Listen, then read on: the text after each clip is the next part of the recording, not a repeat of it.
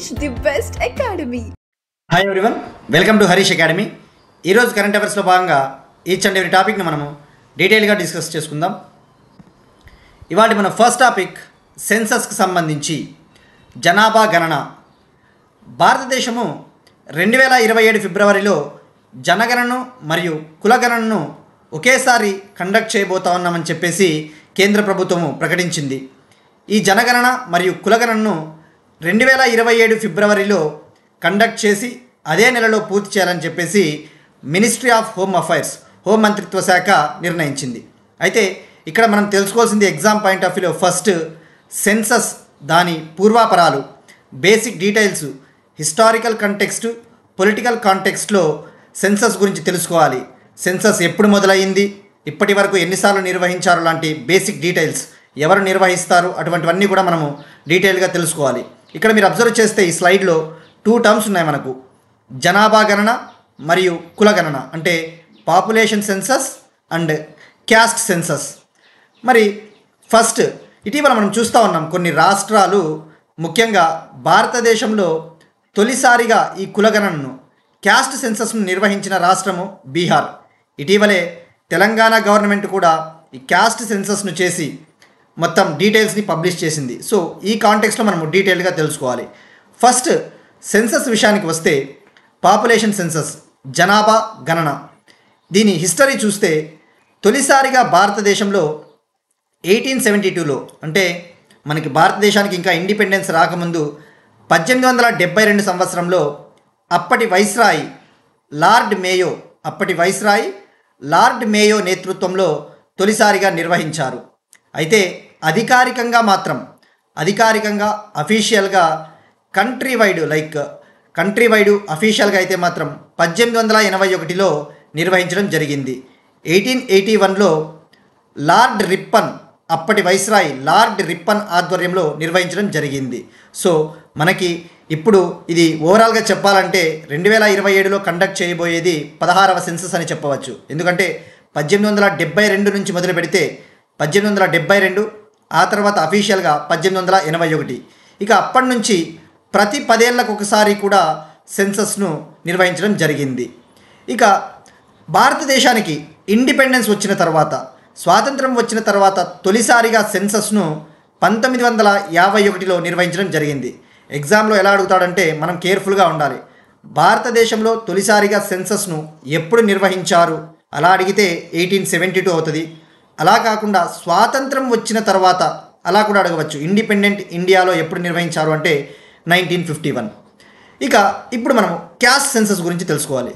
మరి జనాభా గణన ఏంటి, కులగణన ఏంటి? జనరల్గా జనాభాలో ప్రజల్లో అన్ని రకాల కులాల వాళ్ళు ఉంటారు కదా, మళ్ళీ సపరేట్గా ఈ కులగణన అంటే ఏంటి అనేసి చాలామందికి డౌట్ రావడానికి ఛాన్సెస్ ఉంటాయి. యాక్చువల్లీ జనాభా గణన బ్రిటిష్ చేసేటప్పుడు 1881 నుంచి 1931 వరకు కూడా బ్రిటిష్ వాళ్ళు ఈ పాపులేషన్ సెన్సస్ చేసేటప్పుడే భారతదేశంలోని వివిధ కులాల ప్రజలు ఎంతమంది ఉన్నారో వాళ్ళ వివరాలు సేకరించి ప్రచురించేవాళ్ళు, పబ్లిష్ చేసేవాళ్ళు, వెల్లడించేవాళ్ళు బహిర్గతంగా. అయితే 1941లో తొలిసారిగా 1941లో కూడా జనాభా గణన చేసినప్పుడు ఈ కులగణన చేశారు. అయితే వరల్డ్ వార్ II, ప్రపంచ యుద్ధం 2 రావడం వల్ల ఈ కులగణన వివరాలు కావచ్చు, పాపులేషన్ సెన్సస్ వివరాలు బయటకు రాలేదు.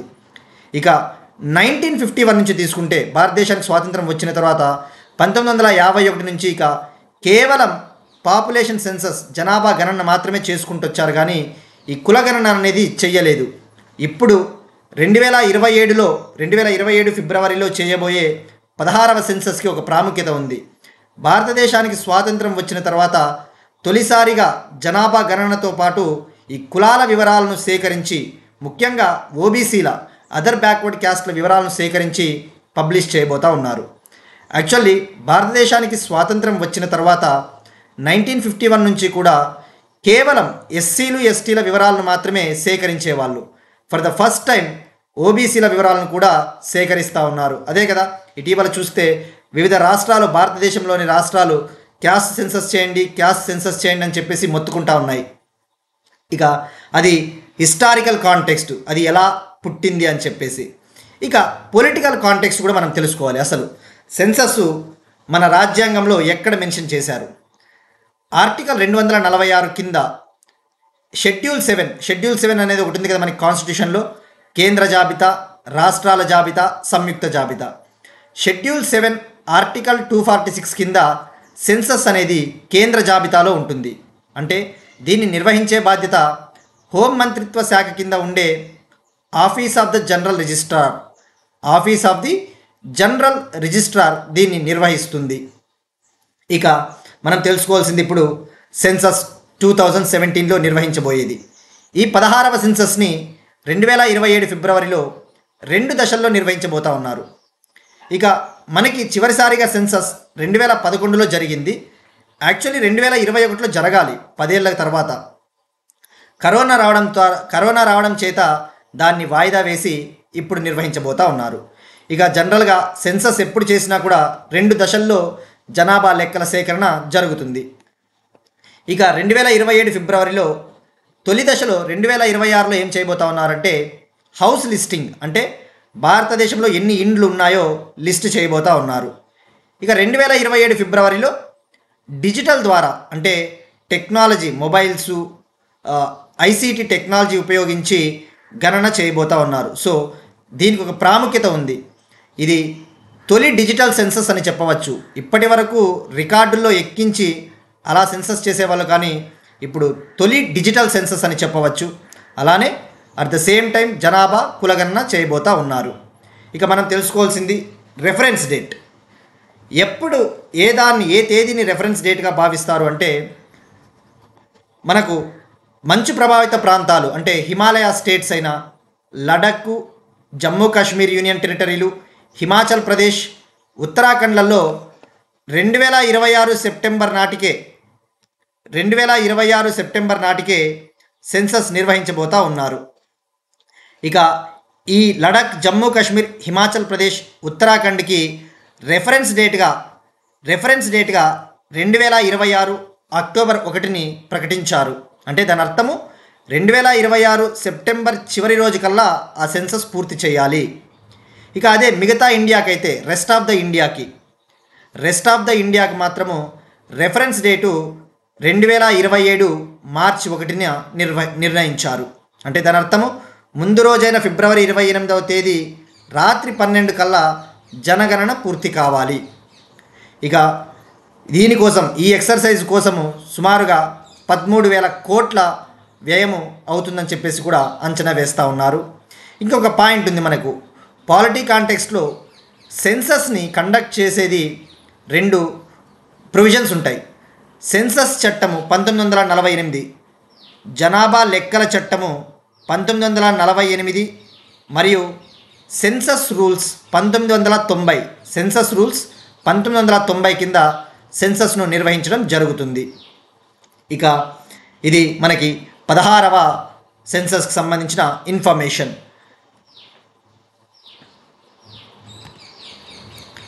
నెక్స్ట్ వన్, ఇంటర్నేషనల్ రిలేషన్స్కి సంబంధించి యునైటెడ్ నేషన్స్. భారతదేశము ఐక్యరాజ్య సమితి ఆర్థిక మరియు సామాజిక మండలికి ఎన్నికయ్యింది.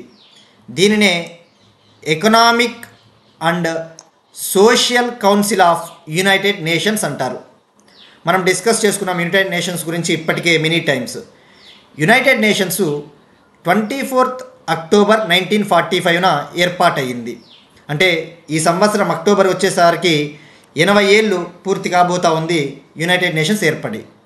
మరి యునైటెడ్ నేషన్స్లో 6 ప్రిన్సిపల్ ఆర్గాన్స్ ఉంటాయని మనం డిస్కస్ చేసుకున్నాం. అంటే 6 ప్రిన్సిపల్ ఆర్గాన్స్ అంటే 6 ముఖ్యమైన భాగాలు లేదా 6 ముఖ్యమైన విభాగాలు అని చెప్పవచ్చు. అందులో ఈ ఎకనామిక్ సోషల్ కౌన్సిల్ అనేది ఒకటి, ఆర్థిక మరియు సామాజిక మండలి. దీని పాత్ర వచ్చేసి ఎకనామిక్ మ్యాటర్స్ అయినా, సోషల్ మ్యాటర్స్ అయినా, ఆర్థికపరమైన విషయాలు, సామాజికపరమైన విషయాలు, అలానే పర్యావరణానికి సంబంధించిన విషయాలను కూడా ఇది చర్చించి యుఎన్కు సంబంధించిన పాలసీలను ఆమోదిస్తుంది, పాలసీలకు అప్రూవల్ తెలుపుతుందని చెప్పవచ్చు. అంత ప్రాముఖ్యత ఉంది ఇది. అంటే సస్టైనబుల్ డెవలప్మెంట్ కోసం పనిచేస్తుందని చెప్పవచ్చు. ఇప్పుడు భారతదేశం 2026 నుంచి 28 కాలానికి ఇప్పుడు భారతదేశం ఎన్నికైంది. సో ఇక్కడ మనకి ఎగ్జామ్ పాయింట్ ఆఫ్ వ్యూలో ఏ ఇయర్ నుంచి ఏ ఇయర్కి సెలెక్ట్ అయిందంటే ఆ ఇయర్ గుర్తుపెట్టుకోవాలి. ఇంకా మనం డీటెయిల్డ్గా యునైటెడ్ నేషన్స్ అనేది ఏ టైప్ ఆఫ్ ఎగ్జామ్స్కి ప్రిపేర్ అయ్యే వాళ్ళకైనా, ముఖ్యంగా ఎస్ఎస్సి ఎగ్జామ్స్, ఏ ఎగ్జామ్స్కైనా కూడా మినిమం యునైటెడ్ నేషన్స్ గురించి ఐడియా ఉండాలి. ఎందుకంటే మనం చిన్నప్పటి నుంచి కూడా యునైటెడ్ నేషన్స్ గురించి చదువుతూనే ఉంటాం. యునైటెడ్ నేషన్స్ సెక్రటరీ జనరల్గా అప్పట్లో కోఫీ అన్నన్ గారు పనిచేశారు అని చెప్పేసి. సో ఆ కాంటెక్స్ట్లో యుఎన్ గురించి బేసిక్స్ ఐడియా ఉండాలి. ఈ 6 ప్రిన్సిపల్ ఆర్గాన్స్ ఇవి. ఇందులో ఒకటి, దీనికి ఒక ప్రాముఖ్యత ఉంది. ఇక్కడ యుఎన్ జనరల్ అసెంబ్లీ మనం డిస్కస్ చేసుకున్నాం.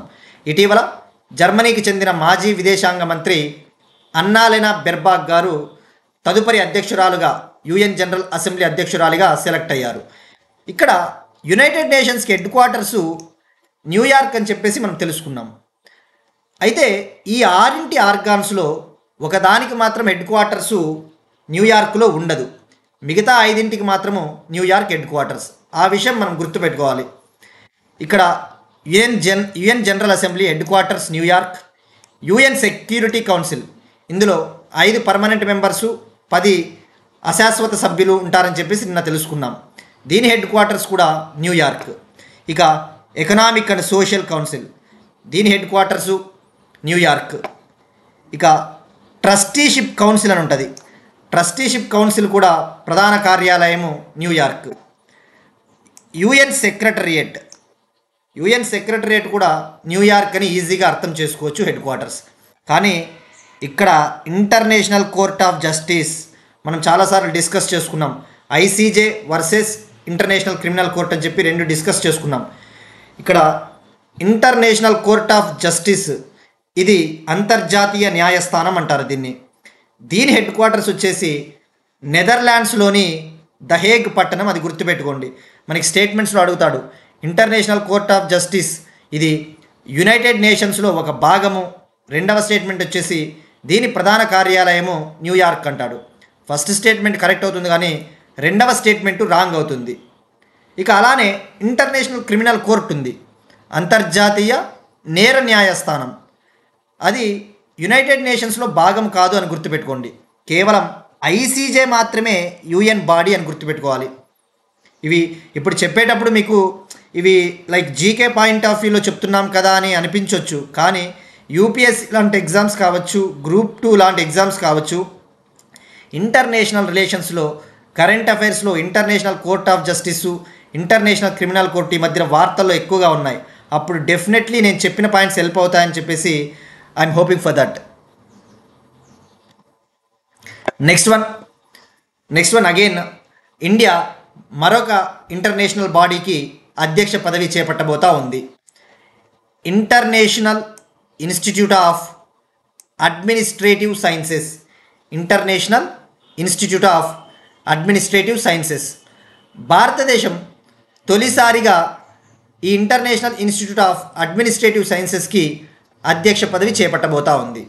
అసలు ఏంటిది? ఇక్కడ పేరులోనే అబ్జర్వ్ చేస్తే ఇది అడ్మినిస్ట్రేటివ్ సైన్సెస్కు సంబంధించిన ఒక అంతర్జాతీయ ఇన్స్టిట్యూట్ అని అర్థమవుతుంది.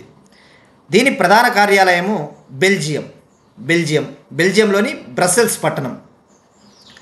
అయితే దీని ప్రాముఖ్యత వచ్చేసి, దీని ప్రధాన లక్ష్యము పబ్లిక్ అడ్మినిస్ట్రేషన్ని, అంటే ప్రజలకు సంబంధించిన పరిపాలనను మెరుగుపరచడము, పబ్లిక్ గవర్నెన్స్ని మెరుగుపరచడమే దీని ఉద్దేశము. భారతదేశం ఇందులో 1998 నుంచి కూడా సభ్యత్వం ఉంది భారతదేశానికి. ఇప్పుడు 2025 నుంచి 28 కాలానికి గాను 2025 నుంచి 28 కాలానికి గాను మనము అధ్యక్ష పదవి చేజిక్కించుకున్నాం. దీనికి సంబంధించి భారత్ ఆస్ట్రియా మధ్య పోటీ పడ్డాయి. ఫైనల్గా ఇండియా పదవి గెలుచుకునింది.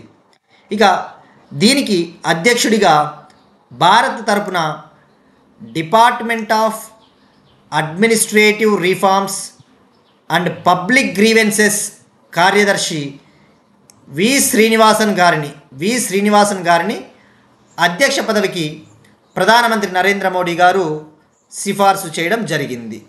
ఇక ఇక్కడ ఇంకొక పాయింట్ గుర్తుపెట్టుకోవాల్సింది, ఇందులో 31 దేశాలు ఉంటాయి. ఇందులో 31 దేశాలకు సభ్యత్వం ఉంది. ఇండియాతో పాటు జపాన్, చైనా, జర్మనీ లాంటి దేశాలు కూడా సభ్యులుగా ఉన్నాయి. సో ఇక్కడ గుర్తుపెట్టుకోవాల్సింది ఇయర్ 2025 నుంచి 28 కాలానికి గాను. నెక్స్ట్ వన్, ఆర్టిఫిషియల్ ఇంటెలిజెన్స్కి సంబంధించి ఆరోగ్య రంగంలో ఒక సెంటర్ ఆఫ్ ఎక్సలెన్స్ని ఏర్పాటు చేయాలని చెప్పేసి ఢిల్లీ ఎయిమ్స్, ఢిల్లీ ఐఐటి నిర్ణయించుకున్నాయి. ఆల్రెడీ మనం చూస్తూ ఉన్నాం హెల్త్ కేర్ సెక్టార్లో కృత్రిమ మేధస్సును ఉపయోగించి రోబోటిక్ సర్జరీలు ఇవన్నీ కూడా జరుగుతూ ఉన్నాయి. సో ఇప్పుడు దేశవ్యాప్తంగా ఈ కృత్రిమ మేధస్సును ఉపయోగించి ఆరోగ్య రంగాన్ని విప్లవాత్మకంగా తీర్చిదిద్దడానికి ఢిల్లీ ఎయిమ్స్ ఢిల్లీ మరియు ఐఐటి ఢిల్లీలు 330 కోట్లతో ఒక సెంటర్ ఆఫ్ ఎక్సలెన్స్ని ఏర్పాటు చేయబోతూ ఉన్నారు. ఇక ఇక్కడ మనము exam point of view Delhi ఎయిమ్స్ని ఒకసారి రీకాల్ చేసుకోవాలి. ఇక్కడ భారతదేశంలోనే మొదటి స్వదేశీ ఎంఆర్ఐ స్కానర్ను ఢిల్లీ ఎయిమ్స్లో ఏర్పాటు చేయబోతూ ఉన్నారు ఈ ఇయర్ అక్టోబర్ కల్లా అని చెప్పేసి తెలుసుకున్నాం. ఇక ఢిల్లీ ఐఐటి అయితే భారత ఆర్మ్డ్ ఫోర్సెస్ కోసం అబెడ్ అనే పేరిట మిలిటరీ దుస్తులను, అంటే ఎటువంటి బుల్లెట్లనైనా తట్టుకునే మిలిటరీ దుస్తులను ఢిల్లీ ఐఐటి మరియు డిఆర్డిఓ కలిసి అభివృద్ధి చేశాయని చెప్పేసి కూడా మనం తెలుసుకున్నాం. సో ఇది మనకి fact oriented code. Next one, ఆంధ్రప్రదేశ్కి సంబంధించి అమరావతిలో మరో ప్రతిష్టాత్మక యూనివర్సిటీ రాబోతూ ఉంది. దీనికి సంబంధించి ఏపీ గవర్నమెంట్ ఆర్డినెన్స్ జారీ చేసింది. అమరావతిలో ప్రతిష్టాత్మక న్యాయ యూనివర్సిటీని, లా యూనివర్సిటీని bar council of India trust ఆధ్వర్యంలో ఏర్పాటు చేయబోతూ ఉన్నారు. దీని పేరు వచ్చేసి India international university of legal education and research. India international university of legal education and రీసెర్చ్ని అమరావతిలో ఏర్పాటు చేయబోతూ ఉన్నారు. దీనికి ప్రధాన కారణము న్యాయ పరిశోధన కోసము, లా రీసెర్చ్ కోసము దీన్ని ఏర్పాటు చేయబోతూ ఉన్నారు. ఇక అమరావతి అంటే ఇటీవలే భారతదేశంలోనే మొట్టమొదటి క్వాంటమ్ గ్రామాన్ని కూడా అమరావతిలో ఏర్పాటు చేయబోతా ఉన్నట్టు ప్రకటించారు. నెక్స్ట్ వన్, తెలంగాణకు సంబంధించి భూభారతి పోర్టల్ మళ్ళీ న్యూస్లో ఉంది. తెలంగాణ గవర్నమెంట్ ల్యాండ్ అడ్మినిస్ట్రేషన్ని, భూ సమస్యలను పరిష్కరించడానికి భూభారతి చట్టాన్ని తీసుకొని వచ్చింది. అది మనం డిస్కస్ చేసుకున్నాం. భూభారతి చట్టంలో భాగంగా భూభారతి పోర్టల్ను తీసుకొని వచ్చారు అని చెప్పేసి. ఇప్పుడు ఆ భూభారతి పోర్టల్లో ఏవైనా సందేహాలు వస్తే వినియోగదారులకి ఆ సందేహాలను తీర్చడానికి భూమిత్ర అనే ఒక చాట్ బాట్ని అభివృద్ధి చేశారు. ఆ చాట్ బాట్ని 4 భాషల్లో అభివృద్ధి చేశారు. చాట్ బాట్ అంటే ఏంటి? ఫర్ ఎగ్జాంపుల్ మనకి లైక్ చాట్ జీపీటీ, మనం ఏదైనా క్వశ్చన్ అడిగితే దానికి సమాధానం ఇచ్చేదే చాట్ బాట్. ఎవరైతే భూములు కొనాలి లేదంటే అమ్మాలి అనుకుంటున్నారో మిగతాకు సంబంధించిన సందేహాలను టైప్ చేస్తే ఈ చాట్ బాట్ 4 భాషల్లో సమాధానాలు ఇస్తుంది. సో ప్రస్తుతానికైతే ఇది టెక్స్ట్ రూపంలోనే ఇన్ఫర్మేషన్ ఇస్తూ ఉంది. దీన్ని ఆడియో సౌకర్యం కూడా కల్పించబోతా ఉన్నాము అని చెప్పేసి గవర్నమెంట్ వెల్లడించింది. సో ఈ కాంటెక్స్ట్లో మనం ఒకసారి గుర్తు చేసుకోవాల్సింది, భూభారతిని పైలట్ ప్రాజెక్టుగా అమలు చేసిన 4 మండలాలు మనం మరొకసారి రీకాల్ చేసుకోవాలి. భూభారతిని పైలట్ ప్రాజెక్టుగా ఏప్రిల్ 14న తెలంగాణలోని ఖమ్మం జిల్లా నేలకొండపల్లి మండలం, కామారెడ్డి జిల్లాలోని లింగంపేట మండలం, నారాయణపేట జిల్లాలోని మద్దూరు మండలం, ములుగు జిల్లాలోని వెంకటాపూర్ మండలంలో ప్రారంభించారు. ఏవైనా కూడా ఒక స్కీమ్ వార్తలో ఉందన్నప్పుడు తప్పకుండా పైలట్ ప్రాజెక్టుగా అమలు చేస్తారు. మొదట మనము ఆ పైలట్ ప్రాజెక్టుగా ఏ ప్రాంతంలో అమలు చేస్తూ ఉన్నారో తప్పకుండా మనకు గుర్తుపెట్టుకోవాలి. నెక్స్ట్ వన్, అగైన్ తెలంగాణకు సంబంధించి తెలంగాణ రాష్ట్ర ఫోరెన్సిక్ సైన్స్ లేబొరేటరీకి ఒక గుర్తింపు లభించింది. ఆ గుర్తింపు పేరే government examiner of electronic evidence. అసలు ఫోరెన్సిక్ సైన్స్ ల్యాబొరేటరీ అంటే ఏంటి? సింపుల్గా ఫోరెన్సిక్ సైన్స్ అంటే మనం సినిమాల్లో చూస్తూ ఉంటాం, ఏవైనా క్రైమ్స్ జరిగినప్పుడు అక్కడ ఆధారాలను సేకరించడానికి ఫోరెన్సిక్ సైన్స్ నిపుణులు వస్తారు. అయితే వాళ్ళు సేకరించే ఆధారాలకి ఏమాత్రం విశ్వసనీయత ఉంటుంది? వాళ్ళు సేకరించిన ఆధారాలు కరెక్ట్ అని గ్యారంటీ ఏంటి అంటే, తప్పకుండా ఒక గుర్తింపు ఇస్తే గనక, ఒక అథెంటికేషన్ ఇస్తే వీళ్ళు సేకరించే ఆధారాలు భారతదేశంలోని ఏ కోర్టుల్లోనైనా కూడా ఎవిడెన్స్గా, సాక్ష్యంగా చెల్లుతాయని చెప్పేసి మినిస్ట్రీ ఆఫ్ ఎలక్ట్రానిక్స్, కేంద్ర ఎలక్ట్రానిక్స్ మంత్రిత్వ శాఖ government examiner of electronic evidence గుర్తింపునిచ్చింది. ఇక ఈ గుర్తింపు రావడం ద్వారా ఇక నుంచి తెలంగాణ ఎఫ్ఎస్ఎల్ సేకరించే ఏ ఆధారాలైనా కూడా భారతదేశంలోని ఏ కోర్టులలో కూడా ప్రవేశపెట్టినా ఆ కోర్టులు ఇక నమ్ముతాయి వీళ్ళు సేకరించింది చాలా పర్ఫెక్ట్ ఎవిడెన్స్ అని. నెక్స్ట్ వన్, అగైన్ హెల్త్ సెక్టార్కి సంబంధించి అగ్మెంటెడ్ రియాలిటీ ఆధారిత వైద్య పరీక్షల్ని దేశంలోనే తొలిసారిగా కిమ్స్ హాస్పిటల్లో నిర్వహించారు. కిమ్స్ సన్షైన్ హాస్పిటల్లో తొలిసారిగా అగ్మెంటెడ్ రియాలిటీ టెక్నాలజీని ఉపయోగించి ఇలా ఏఆర్ స్కాన్ ద్వారా మన బాడీలోని అవయవాలను 3D రూపంలో వీక్షించవచ్చు. స్కాన్ చేసి 3D రూపంలో మనము వీక్షించి ఏం సమస్య ఉందో మనము తెలుసుకోవచ్చు. యాక్చువల్లీ ఈ అగ్మెంటెడ్ రియాలిటీ అంటే ఏంటి? సింపుల్గా చెప్పాలంటే, మనము వీడియో గేమ్స్ ఆడేటప్పుడు ఇప్పుడు కొత్త టెక్నాలజీ వచ్చింది. హెడ్సెట్ పెట్టుకొని వీడియో గేమ్స్ ఆడుతున్నప్పుడు మనమే ఇక ఆడుతున్నామేమో అన్నట్టుగా లీనమైపోతాం. అంటే వర్చువల్ రియాలిటీ, అగ్మెంటెడ్ రియాలిటీ అంటారు కదా. భౌతిక ప్రపంచాన్ని మరిచిపోయి మనము ఆ గేమ్లో లీనమైనట్టుగా 3D ప్రపంచంలోకి ఎంటర్ అవుతాం మనము.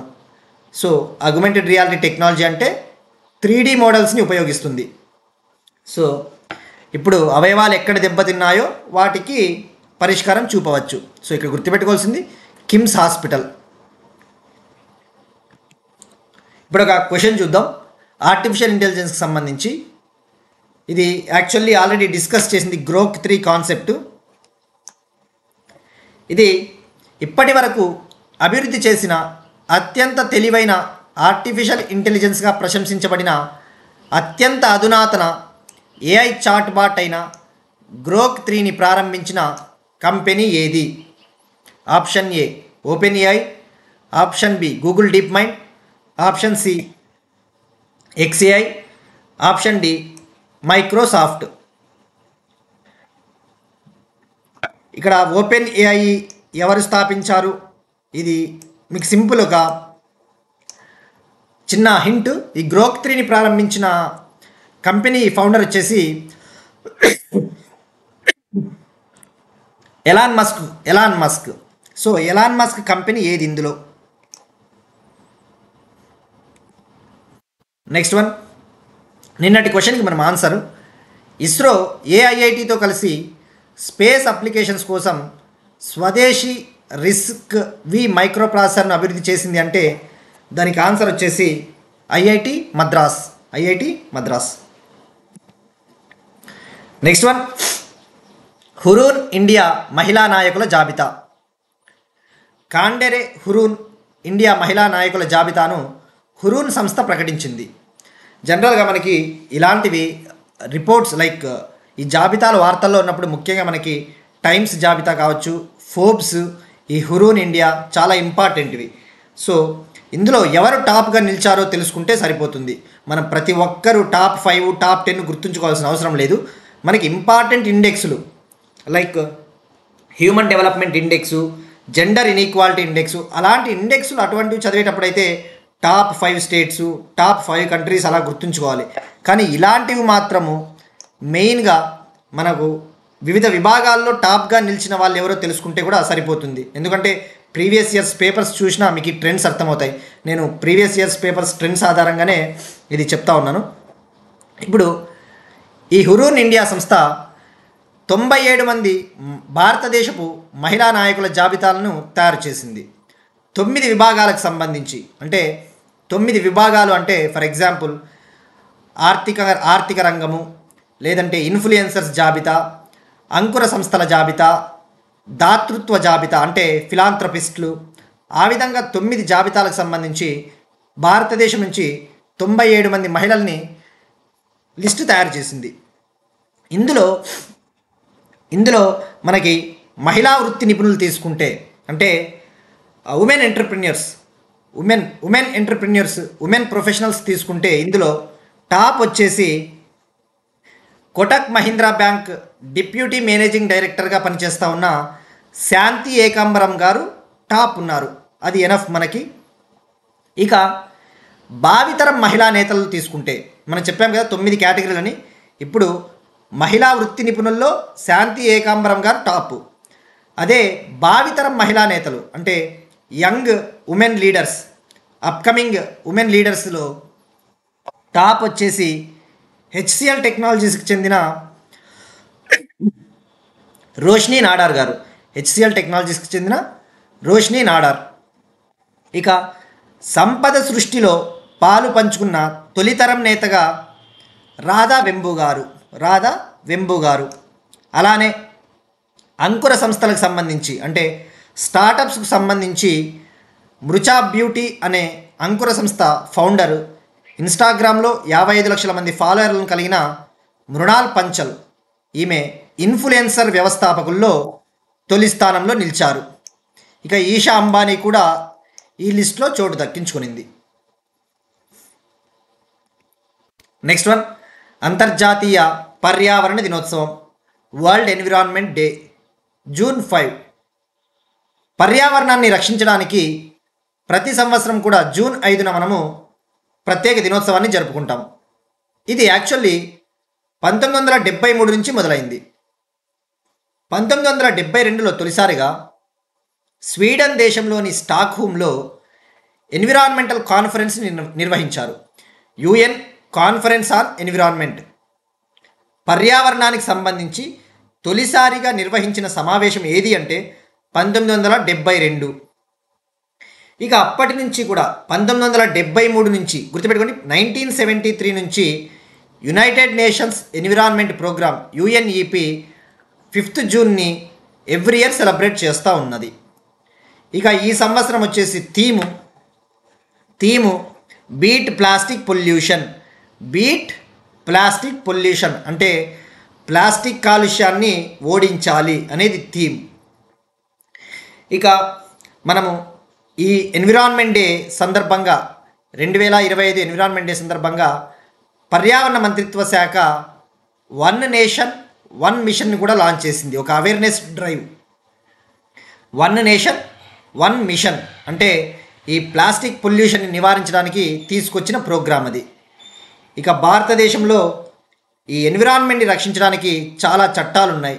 వైల్డ్ లైఫ్ ప్రొటెక్షన్ యాక్ట్, వన్యప్రాణి సంరక్షణ చట్టం 1972, అందులో వన్యప్రాణులు కవర్ అవుతాయి, పర్యావరణము కవర్ అవుతుంది. మళ్ళీ బయలాజికల్ డైవర్సిటీ యాక్ట్, జీవ వైవిధ్య చట్టం 2002, నీటి కాలుష్య నివారణ చట్టం 1974, గాలి కాలుష్య నివారణ చట్టం 1981. ఇక అలానే forest rights act 2006, forest rights act 2006. ఇవన్నీ కూడా జాతీయ హరిత చట్టం, జాతీయ హరిత ట్రిబ్యునల్ చట్టం, నేషనల్ గ్రీన్ ట్రిబ్యునల్ యాక్ట్ 2010.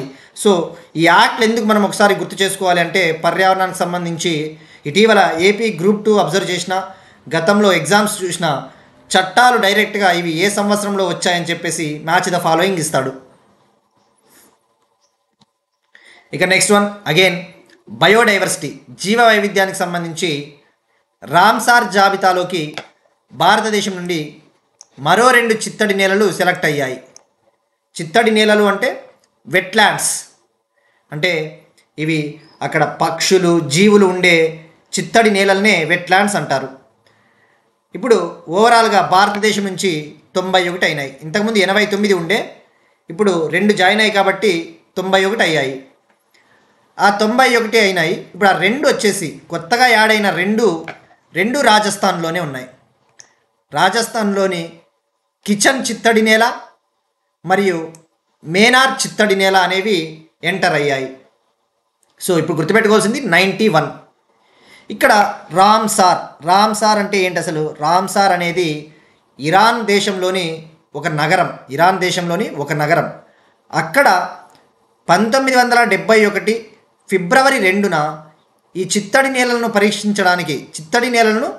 పరిరక్షించడానికి రామ్సార్ కన్వెన్షన్ని తీసుకొని వచ్చారు. గుర్తుపెట్టుకోండి, రామ్సార్ కన్వెన్షన్ ఎప్పుడు తీసుకొని వచ్చారు అంటే 1971 ఫిబ్రవరి 2.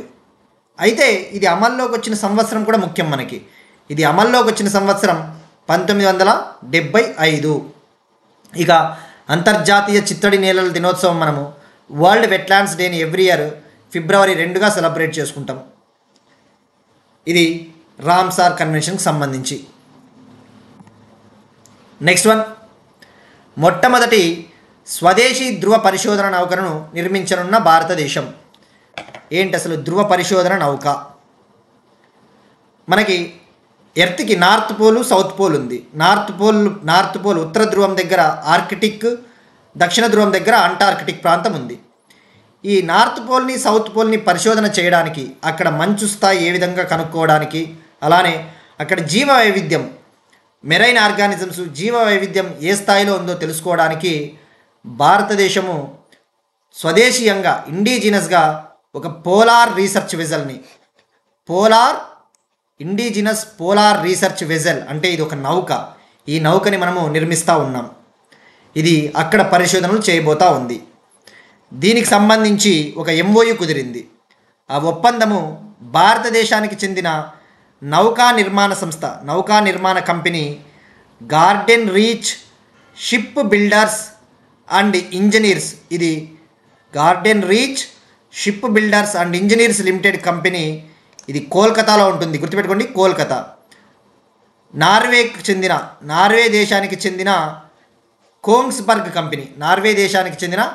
కోంగ్స్బర్గ్ కంపెనీతో MOU కుదుర్చుకొనింది. మరి ఈ ఒప్పందము భారతదేశపు